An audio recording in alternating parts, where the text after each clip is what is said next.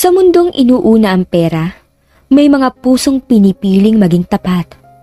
Isang batang pulubi ang nagpamalas na kabutihang higit pa sa kayamanan, at yun ang nagbago sa kanyang kapalaran.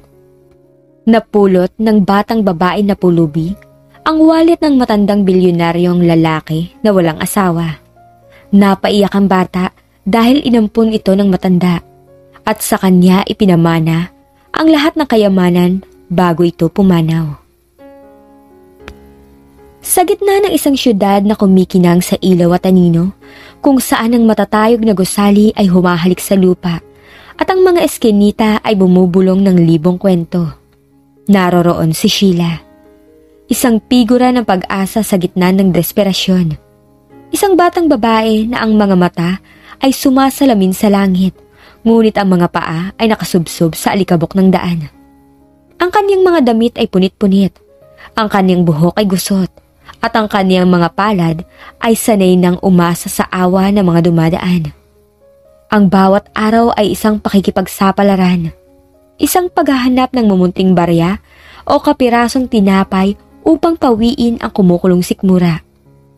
Ang mga busina ng sasakyan ay tila ba musika sa kanyang tainga. Ang ingay ng trapiko ay isang awit na nagpapatulog sa kanya sa gabi, sa ilalim ng tulay na nagsisilbing kanyang bubong. Isang hapon habang naglalakad sa gilid ng bangketa, ang kanyang mga mata ay nanatili sa lupa. Naghahanap ng mga bagay na maaaring maging kapaki-pakinabang. Ang init ng semento ay sumisingaw, humahalo sa amoy ng usok at polusyon. Isang tunog ang pumukaw sa kanyang pansin, isang bagay na nahulog mula sa bulsa ng isang nagmamadaling lalaki. Isang itim na wallet, makintab at malaki. Nanginginig ang kanyang mga kamay habang dinadampot niya ito. Mabigat, binuksan niya. Isang sulyap lang at halos mahulog ang panga niya. Mga banknotes na sunod-sunod, mga credit card na kumikinang at isang ID na may larawan ng isang matandang lalaki na may seryosong mukha. Wow! Bulong niya. Ang kanyang tinig ay halos hindi marinig sa ingay ng trapiko. Ang kanyang puso ay kumakalabog ng malakas, parang tambol na nagmamadali. Isang araw, isang linggo, ilang buwan ang makakain niya sa pera na to. Maaari siyang bumili ng bagong damit, ng sapatos, ng matutulugan na hindi amoy kanal. Ngunit sa kabilang banda, ang larawan ng matandang lalaki sa ID ay tila ba nakatingin sa kanya. Nangungusap. Ano kaya ang pakiramdam ng mawala ng ganito kalaking halaga? Nagpatuloy ang paglalakad ng matandang lalaki. Malayo na siya. Maraming tao. Nag-iisip si Sheila. Ang pera ay nasa kanyang kamay. Ang pagpili ay nasa kanya. Ang kanyang sikmura ay kumukulo, nagrereklamo. Ngunit ang kanyang puso ay kumakabog, nagtatanong. Isang matinding pagtatalo sa kanyang isip. Ang gutom ay nagtutulak sa kanya na itago ang wallet. Ang konsensya naman, nagtutulak sa kanya na isauli. Ang kanyang mga mata ay lumuha. Ang kanyang mga labi ay nanginginig. Ano bang gagawin ko? Bulong niya sa hangin. Ano ba? Napakagatlabi siya, huminga ng malalim. Ang kaniyang mga mata ay sumulyap sa direksyon kung saan nagpatuloy ang matandang lalaki. Wala siyang ibang pinagkaitan sa buhay kundi ang kanyang dangal. At hindi niya ito ipagpapalit sa kahit anong halaga. Sa isang iglap, nagdesisyon siya. Tumakbo siya ng mabilis. Ang kanyang maliliit na paa ay halos lumipad sa simento. Ang kanyang puso ay halos lumabas sa kanyang dibdib. Teka po, sir! Teka po! Sigaw niya, ang kanyang tinig ay payat at halos mawala sa ingay ng syudad. Lumingon ang matandang lalaki, ang kanyang mukha ay kunot noo. Isang matipunong lalaki, kahit may edad na may buhok na puti at matatalim na mata. Si Mr. Sanchez, ang kanyang mga mata ay nakatingin kay Sheila, na halos hingalin na sa pagtakbo. Bakit bata? Tanong ni Mr. Sanchez. Ang kanyang tinig ay malalim at may otoridad. Huminga ng malalim si Sheila, halos hindi makapagsalita. Nahulog niyo po to, sir. Aniya at iniabot ang wallet kay Mr. Sanchez. Kinuha ni Mr. Sanchez ang wallet. Tiningnan ang laman. Ang kaniyang mga mata ay kumislap ng pagtataka.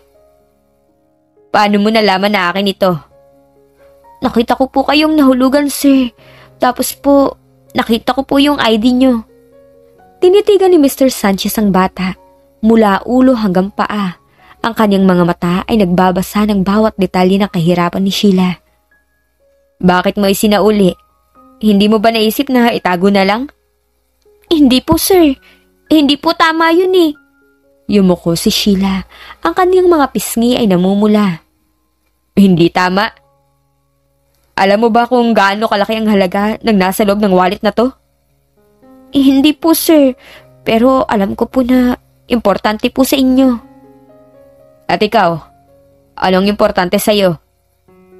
Ang pamilya ko po, sir. Kung buhay pa po sila. Ang kanyang tinig ay nanginginig. Pero wala na po sila eh. Kaya po, ako na lang po. Wala kang pamilya? Umiling si Sheila. Wala na po. Ako na lang po. Walang-wala ka? Wala po akong bahay, sir. Wala rin po akong pagkain. Kung ano po ang makita ko, yun po ang kinakain ko. Kung saan po ako abutin ng gabi, dun po ako matutulog. Isang mahabang katahimikan ang bumalot sa kanila, habang ang ingay ng syudad ay patuloy na bumubulong. Tinitigan ni Mr. Sanchez si Sheila. Ang kanyang mga mata ay tila ba naghahanap ng sagot sa isang malalim na tanong. Anong pangalan mo? Sheila po. Ilang taon ka na, Sheila? 10 po. 10? Ang bata mo pa para maging mag-isa sa mundong ito. Wala naman po akong magagawa, sir eh. Nag-isip si Mr. Sanchez. Alam mo, Sheila, hindi lahat ng tao ay katulad mo. Marami magtatago ng wallet na to. Marami ang magpapanggap na hindi nakita pero ikaw isinauli mo. Bakit? Kasi po, hindi po ako sanay sa masama eh. Kahit po mahirap ako, gusto ko po laging tama ang ginagawa ko. Kahit gutom ka? Opo, sir. Isang ngiti ang sumilay sa labi ni Mr. Sanchez. Isang ngiting bihirang makita sa kanyang muka. Halika, Sheila. Sumama ka sa akin. Nagulat si Sheila. Saan po, sir? Sa bahay ko, kakain tayo. Gusto kong malaman ang buong kwento mo. Pero po, sir. Walang pero, sumama ka. Hindi kita sasaktan. Ang kanyang tinig ay matatag. Isa kang inspirasyon, bata. At ang mga inspirasyon dapat pinahahalagahan. Sa isang iglap, nagbago ang mundo ni Sheila. Mula sa alikabok ng kalsada, dinala siya sa isang malaking sasakyan. Makintab at malinis. Ang amoy ng katad at bagong sasakyan ay bumalot sa kanya. Hindi siya makapaniwala. Ang mga mata niya ay lumilibot sa loob ng sasakyan. Pagkatapos ay sa labas. Sa mga gusaling nilalagpasan nila. Ito ba ay totoo? O panaginip lamang? Nakarating sila sa isang malaking mansyon. Napapalibutan ng matataas na pader at malalagong halaman. Ang pintuan ay bumukas at isang hardinero ang bumati kay Mr. Sanchez. Magandang gabi po, Senyor Sanchez. Magandang gabi, Mang Tonyo. Ito si Sheila, papasukin mo kami. Ang mga mata ng hardinero ay sumulyap kay Sheila, puno ng pagtataka. Pumasok sila sa loob. Ang loob ng mansyon ay parang palasyo. Mga kumikinang na sahig, malalaking chandelier, at mga painting na hindi niya maintindihan. Ang lahat ay bago sa kanya. Lahat ay nakakabigla. Maupo ka, Sheila. Sabi ni Mr. Sanchez, itinuro ang isang malambot na sofa. Gusto mo bang kumain? Opo, sir, nagugutom po ako. Ang kanyang sikmura ay kumulo. Parang nagprotesta. Magaling. Anong gusto mong kainin? Kahit ano po, sir. Basta po pagkain. Tumawa si Mr. Sanchez. Isang tunog na may halong saya at pagtataka. Hindi mo pa ba nararanasan pumili ng pagkain? Hindi pa po, sir. Kung ngayon ang unang beses, mayroon tayong manok, isda, karne. Anong gusto mo? Manok po. Sagot niya ng mabilis. Narinig na niya ang manok, pero bihira lang siyang makakain. Habang hinihintay ang pagkain, nagtanong si Mr. Sanchez. Sabi mo sa akin, Sheila, paano ka napunta sa ganong sitwasyon? Wala ka ba kamag-anak? Wala na po, sir. Namatay po ang nanay ko sa sakit. Ang tatay ko naman po, nawala po pagkatapos. Hindi ko na po nakita. Bata pa lang po ako, mag-isa na po ako. Naglalakad po ako sa kalye. Naghahanap ng pagkain. Natutulog po ako sa ilalim ng tulay o sa mga abandonang gusali. Ang bawat salita ni Sheila ay tila ba isang saksak sa puso ni Mr. Sanchez. Ang kanyang mukha ay naging seryoso. At walang tumulong sa'yo? Wala po. Ang iba po, pinapalayas ako eh. Ang iba naman po, hindi ako pinapansin. Pero hindi ka sumuko. Hindi po, gusto ko pong mabuhay. Gusto ko pong makakain. Gusto ko pong magkaroon ng sarili kong bahay. Nang dumating ang pagkain, halos maluha si Sheila. Isang buong manok, kanin at mga gulay.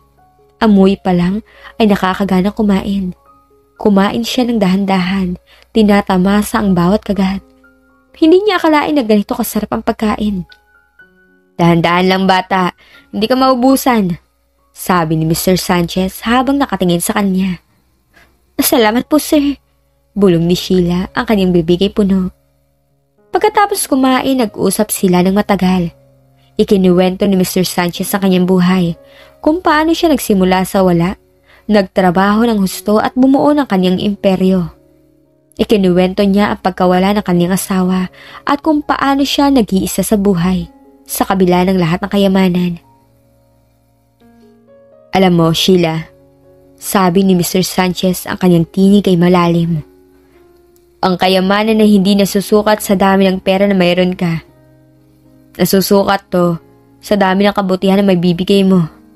At ikaw, isang bata na walang-wala, nagpakita ng mas malaking kayamanan kaysa sa akin. Po? Ang puso mo, Sheila. Ang kabutihan mo. Yan ang tunay na kayamanan. Salamat po, sir. Hindi mo ba gusto mag-aral? Ang gusto ko po, sir. Pero wala po akong pera eh. Kung gayon ako magpapaaral sa'yo, gusto mo bang manirahan dito? Ang mga mata ni Sheila ay lumaki. Dito po? Sa inyo po? Oo, kung gusto mo. Wala akong anak. Wala akong pamilya. Gusto kong magkaroon ng kasama sa bahay na to. At nakita ko sa iyo ang isang bagay na bihirang makita sa mga tao ngayon. Ang katapatan, ang kabutihan. Talaga po? Ang kanyang tinig ay halos hindi marinig. Talaga po? Oo, Sheila. Kung papayag ka, ampunin kita. Isang hikbi ang kumawala sa labi ni Sheila. Hindi niya napigilan na pagluha. Ang kanyang mga luha ay dumaloy. Hindi dahil sa kalungkutan, kundi sa labis na kagalakan. Opo, sir. Opo. Gusto ko po. Niyakap ni Mr. Sanchez si Sheila, isang yakap na puno ng pagmamahal at pag-asa. Mula ngayon, hindi ka na mag-iisa, Sheila. Ako ang tatay mo. At sa gabing yun, sa loob ng malaking mansyon, isang bagong buhay ang nagsimula para kay Sheila. Ang dating batang pulubi ay nagkaroon ng pamilya, ng tahanan at ng kinabukasan. Ang mga sumunod na araw, linggo, at buwan ay naging isang panaginip na nagkatotoo para kay Sheila. Nagkaroon siya ng sariling silid na may malambot na kama at mga laruan na hindi niya akalaing magkakaroon siya. Nagkaroon siya ng mga bagong damit, malinis at maayos, ngunit higit sa lahat, nagkaroon siya ng isang ama. Isang ama na nagmamahal sa kanya, nag-aalaga at nagtuturo. Inenroll siya ni Mr. Sanchez sa isang magandang paaralan. Nung una nahirapan si Sheila. Hindi siya sanay sa mundo ng mga mayayaman. Ang kanyang mga kaklase ay nagtataka kung bakit siya biglang lumitaw sa kanilang paaralan. Ngunit sa tulong ni Mr. Sanchez at sa kanyang sariling pagpupursigi, mabilis siyang nakapag-adjust. Naging masipag siyang mag-aaral. Nais patunayan na karapat-dapat siya sa pagkakataong ibinigay sa kanya. Pa, ang ganda ng mga libro ko! Sabi ni Sheila isang hapon habang nagbabasa ng kanyang aralin. Masaya ako para sa iyo, anak. Sagot ni Mr. Sanchez na nakaupo sa tabi niya, nagbabasa ng pahayagan. Ang edukasyon ang pinakamahalagang kayamanan na may bibigay ko sa iyo. Salamat po, Pa. Hindi ko po alam kung paano ko po kayo mapapasalamatan. Hindi mo kailangan pasalamatan ako, anak. Ang tanging hiling ko lang ay maging mabuting tao ka at gamitin mo ang mga matututunan mo para makatulong ka sa iba. Opo, Pa, gagawin ko po yan. Ang mga taon ay lumipas ng mabilis. Lumaki si Sheila mula sa isang payat na batang babae ay naging isang magandang dalaga, matalino at may paninindigan. Natapos niya ang high school na may mataas na karangalan. Nagpatuloy siya sa kolehiyo. Kumuha ng kursong business administration upang matulungan si Mr. Sanchez sa kanyang mga negosyo. Sa loob ng panahong yun, naging mas malalim ang kanilang relasyon. Hindi lang siya itinuring ni Mr. Sanchez na anak, kundi isang kaibigan, isang katuwang. Ibinahagi niya kay Sheila ang lahat ng kanyang kaalaman, ang mga sikreto ng kanyang tagumpay at ang mga hamon na kanyang hinarap. Isang gabi habang naghahapunan sila, biglang sumeryoso ang mukha ni Mr. Sanchez. Sheila, may gusto kong sabihin sa'yo. Ano po yun, Pa? Hindi na ako bumabata, anak. At gusto kong siguraduhin na magiging maayos ka pag wala na ako. Pa, huwag po kayo magsalita ng ganyan. Naramdaman ni Sheila ang kaba sa kanyang dibdib. Pakinggan mo ako, anak. Ginawa ko na ang lahat ng kailangan kong gawin. Ang lahat ng aking ari-arian, ang lahat ng aking negosyo, ang lahat ng aking kayamanan. Ipinapamana ko sa iyo. Ano po? Halos malaglag ang kutsara sa kamay ni Sheila. Hindi ko nais na mag-isa kang muli. At alam kong ikaw ang pinakamagandang tao na magpapatuloy sa aking legacy. Ikaw ang magiging tagapagmana ng lahat ng pinaghirapan ko. Pero Pa, sobra naman po yan. Hindi ko po alam kung kakayanin ko pa yan. Kakayanin mo, anak. Nakita ko ang potensyal mo. Alam kong magiging isang mabuting pinuno ka. Gamitin mo ang kayamanang ito hindi lang para sa sarili mo, kundi para makatulong sa mas maraming tao. Ipagpatuloy mo ang mga kawang gawa na sinimulan ko. Higit sa lahat, manatili kang matapat at mabuti. Niyakap ni Sheila si Mr. Sanchez ng mahigpit. Ang kanyang mga mata ay puno ng luha. Salamat po, Pa. Maraming salamat po. Walang anuman, anak. Ang tanging hiling ko lang ay maging masaya ka. At huwag mong kalimutan kung saan ka nanggaling. Lumipas ang ilang buwan. Si Mr. Sanchez ay unti-unting nanghina. Ang kanyang katawan ay bumigay. Ngunit ang kanyang diwa ay nanatiling malakas.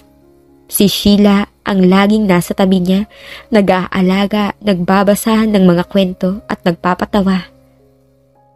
Isang umaga habang nakahiga si Mr. Sanchez sa kanyang kama, hawak ang kamay ni Sheila. Ngumiti siya ng mahina. Sheila, anak. Opo, Pa. Mahal na mahal kita, anak. Ikaw ang pinakamagandang bagay na nangyari sa buhay ko. Mahal na mahal ko rin po kayo, Pa. Ang mga luha ay dumaloy sa pisngi ni Sheila. Huwag ka mag-alala, magiging maayos ang lahat. Ang kanyang tinig ay naging mahina. Alagaan mong sarili mo at alagaan mo ang mga tao. Opo, Pa. Gagawin ko po. Isang huling ngiti ang sumilay sa labi ni Mr. Sanchez. Ang kanyang mga mata ay pumikit at ang kanyang hininga ay huminto. Isang malalim na katahimikan ang bumalot sa silid. Pa! Pa! Ang tinig ni Sheila ay nanginginig. Pa! Gising po! Huwag po kayong ganyan! Niyugyug niya ang kanyang ama ngunit walang tugon. Pa! Pa! Huwag po! Umiiyak si Sheila. Isang nakabibinging iyak na puno ng sakit at pangungulila. Ang kanyang puso ay parang pinipiga. Ang tanging pamilya niya, ang tanging nagbigay sa kanya ng pag-asa ay nawala na. Ang iyak niya ay umalingaw-ngaw sa buong mansyon. Ang mga kasambahay ay nagmamadaling pumasok sa silid. Ang kanilang mga mukha ay puno ng lungkot. Ang mga sumunod na araw ay naging malabo para kay Sheila. Ang libing ni Mr. Sanchez ay dinaluhan ng maraming tao, mga kaibigan, mga kasamahan sa negosyo, at mga taong natulungan niya. Ang lahat ay nagbigay ng pakikiramay kay Sheila na ngayon ay nag-iisa na naman. Ngunit hindi na siya ang dating Sheila. Mayroon siyang isang yaman, hindi lang sa pera kundi sa mga aral at pagmamahal na ibinigay sa kanya ni Mr. Sanchez. Pagkatapos ng libing, umupo si Sheila sa opisina ni Mr. Sanchez na ngayon ay sa kanya na. Tiningnan niya ang mga papeles, ang mga kontrata at ang mga testamento. Ang lahat nakapangalan sa kanya, ang lahat ng kayamanan, ang lahat ng responsibilidad. Ito ay isang mabigat na pasanin ngunit handa siyang harapin ito. Huminga ka ng malalim, Sheila. Bulong niya sa sarili. Ginawa mo to para kay Papa. Gagawin mo to para sa sarili mo. At gagawin mo to para sa mga tao. Inumpisa ni Sheila ang kanyang bagong buhay bilang tagapagmana ng imperyo ni Mr. Sanchez. Ginawa niya ang lahat ng kanyang makakaya upang mapangalagaan ang legacy ng kanyang ama. Ipinagpatuloy niya ang mga kawang gawa. Nagtayo ng mga paaralan para sa mga mahihirap at nagbigay ng trabaho sa mga nangangailangan. Hindi niya kinalimutan ang pinanggalingan niya. Ang kanyang puso ay nanatiling malambot at mapagbigay. Isang araw, habang naglalakad siya sa isang abalang kalye, nakita niya ang isang batang babae na nakaupo sa gilid ng bangketa. Payat at gusot ang buhok. Ang mga mata ng bata ay puno ng lungkot at kawalan ng pag-asa. Tila ba nakita niya ang kanyang sarili sa batang iyon? Lumapit siya. Bata, anong pangalan mo? Tanong ni Sheila, ang kanyang tinig ay malambing. Tumingala ang bata, ang kanyang mga mata ay takot. Ako po si Ana. Ana, gutom ka ba? Tumango si Ana, ang kanyang mga mata ay nag-aalangan.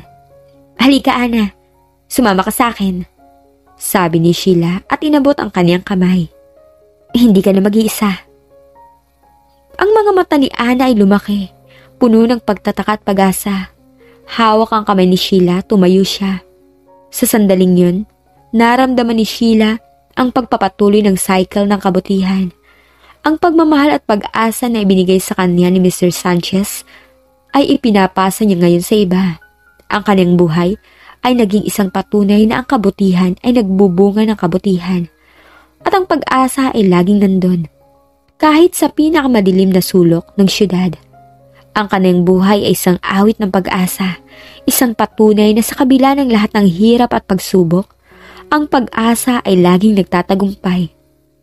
Ang isang batang pulubi ay naging isang simbolo ng kapangyarihan ng kabutihan, isang inspirasyon sa lahat, isang ngiti ang sumilay sa labi ni Sheila, isang ngiting puno ng pag-asa at pagmamahal, habang patuloy niyang inilalakad ang landas na sinimulan ng kanyang ama.